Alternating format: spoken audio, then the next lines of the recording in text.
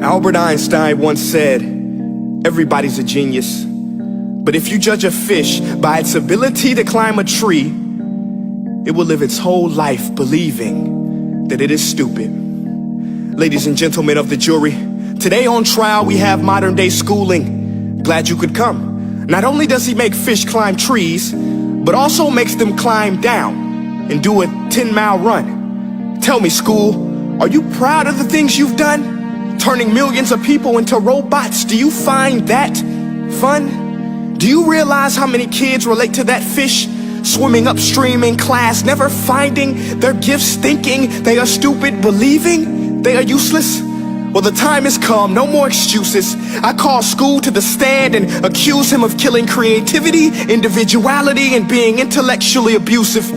He's an ancient institution that has outlived his usage. So, Your Honor, this concludes my opening statement, and if I may present the evidence of my case, I will prove it. Proceed. Exhibit A. Here's a modern day phone. Recognize it? Here's a phone from 150 years ago. Big difference, right? Stay with me. Here's a car from today, and here's a car from 150 years ago. Big difference, right? Well, get this. Here's a classroom of today, and here's a class we used 150 years ago. Now ain't that a shame? In literally more than a century, nothing has changed. Yet you claim to prepare students for the future? But with evidence like that, I must ask, do you prepare students for the future or the past? I did a background check on you and let the record show that you were made to train people to work in factories, which explains why you put students in straight rows, nice and neat, tell them sit still, raise your hand if you want to speak, give them a short break to eat, and for 8 hours a day tell them what to think.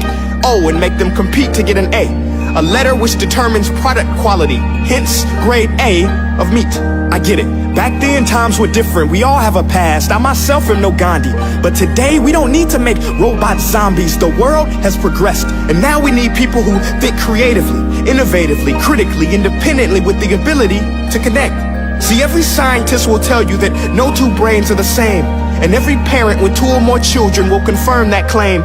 So please explain why you treat students like cookie cutter frames or snapback hats, giving them this one-size-fits-all crap. Watch your language. Sorry, Your Honor, but if a doctor prescribed the exact same medicine to all of his patients, the results will be tragic. So many people would get sick, yet when it comes to school, this is exactly what happens. This educational malpractice, where one teacher stands in front of 20 kids, each one having different strengths, different needs, different gifts, different dreams, and you teach the same thing the same way?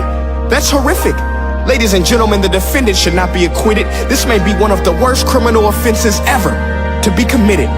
And let's mention the way you treat your employees. Objection. Overruled. I want to hear this. It's a shame. I mean, teachers have the most important job on the planet, yet they're underpaid? No wonder so many students are short-changed. Let's be honest, teachers should earn just as much as doctors, because a doctor can do heart surgery and save the life of a kid, but a great teacher can reach the heart of that kid and allow him to truly live. See, teachers are heroes that often get blamed, but they're not the problem. They work in a system without many options or rights. Curriculums are created by policymakers, most of which have never taught a day in their life. Just obsessed with standardized tests. They think bubbling in a multiple choice question will determine success. That's outlandish. In fact, these tests are too crude to be used and should be abandoned, but don't take my word for it. Take Frederick J. Kelly, the man who invented standardized testing, who said, and I quote, "These tests are too crude to be used and should be abandoned." Ladies and gentlemen of the jury, if we continue down this road, the results will be lethal. I don't have much faith in school, but I do have faith in people. And if we can customize healthcare, cars, and Facebook pages, then it is our duty to do the same for education, to upgrade it, change it, do away with school spirit, because that's useless.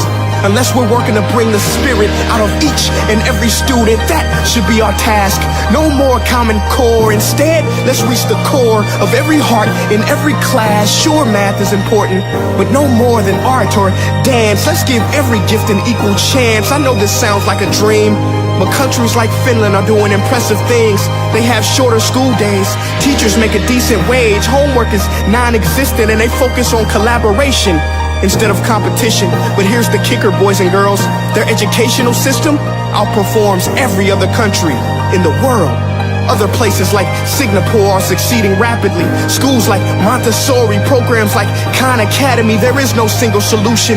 But let's get moving, because while students may be 20% of our population, they are 100% of our future. So let's attend to their dreams, and there's no telling what we can achieve. This is a world in which I believe, a world where fish are no longer forced to climb trees. I'll rest my case.